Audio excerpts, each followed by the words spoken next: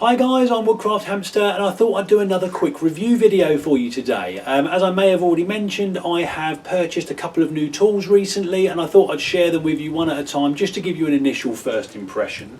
And what I want to talk about today is this.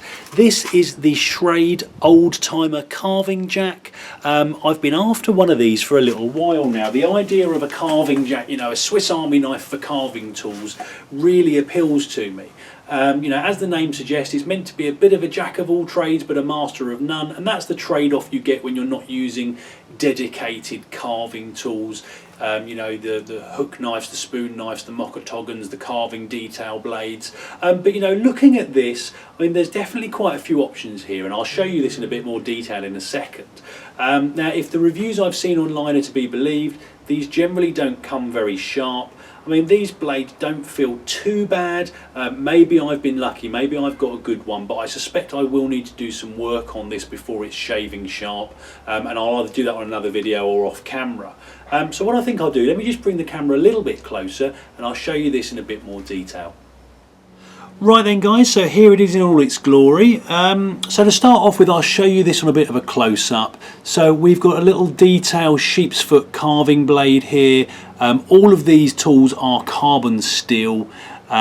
We've got three gouges, or they class as gouges here. I would say this one, just about see the sweep on that. And this one here, which you may or may not be able to see very well. Let me move this out a little bit, bear with me. So you should be able to see that a little bit better, this one here, and then this one, which I would consider more of a spoon carving blade. That's certainly what I'll be using it for anyway. And then on the other side we've got a little chisel point up here and a little right angled gouge type thing. And all in all, you know, for what I paid for this, which I think was close to £20, you know, you can't go wrong. The Flex Cut make one of these, and they're meant to be pretty good. This is obviously a much more budget version. Now, I haven't cut anything with this as yet, so this will be my first try. And do you know what? No problems with that blade. I might give it a run over the strop just to give it a little bit of extra, but you know what, I think that blade, not a problem for carving. I mean, this is quite a thin wood, quite a soft wood as well. Let's have a look. I'm going to leave the spoon blade till last, just because there's something I want to try with it. Yeah, this little chisel blade does what I'm asking it to. Chisel blade's fine. Let's try this right angle. A bit more of a close-up of this one. So it's a very strange little right angle blade that I suspect is used for kind of carving out detail. Yeah, there we go. No problems there. So do you know what? I mean, I don't know if it's maybe just a quality control thing. But I've heard a lot of bad reviews about these being really blunt. I mean, I will do a bit of work on them just to improve on things. So we've got this little sort of rounded gouge here.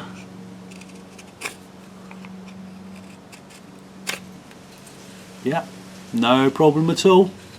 So far so good. Where are we? There's the other little gouge. That one. This one's a bit fiddlier to get out, but never mind.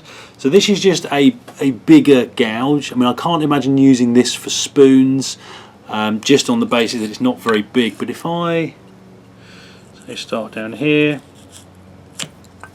yeah, absolutely, no problem whatsoever. And again, it's a soft wood, so I wasn't really expecting it to be that bad. But if these were particularly blunt, you would most definitely see it in this. And then finally we've got this, what I class as this little spoon carving blade, and this was the main reason I bought it. I really like sort of having maybe this in my pocket when I go out for a wander in the woods, if I want to make a little spoon to eat my lunch with or something. And okay, do you know what, that is probably, sorry about the planes going over guys, I've been trying to avoid them this afternoon, but do you know what? Yes, this is a little bit dull. Where's my strop? Let me get the other one that's got some compound on it. So let me just give this a very quick work over on this strop. It's a bit of a funny angle to do it at because of the way this blade's set up, but I'll persevere.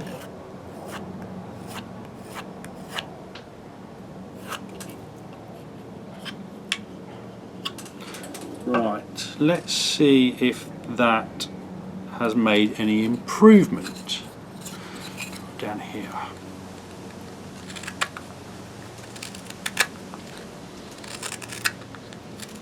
Not massively, but again, it's certainly cutting, and if I just work this for, I don't know, another 30 seconds or so.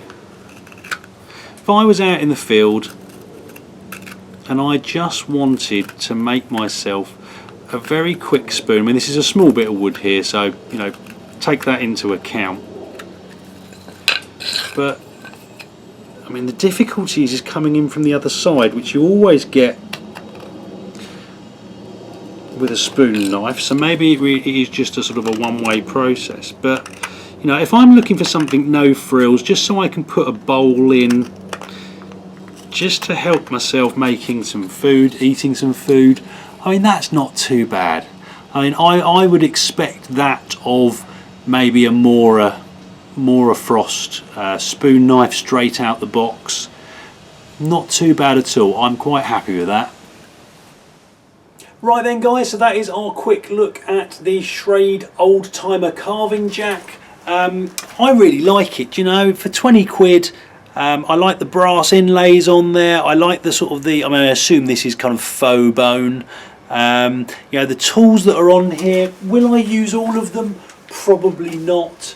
But you know what, just looking at that little piece of test wood here, give you another close up, closer to the light. You know, it's done some nice little sort of finials and details and things in there.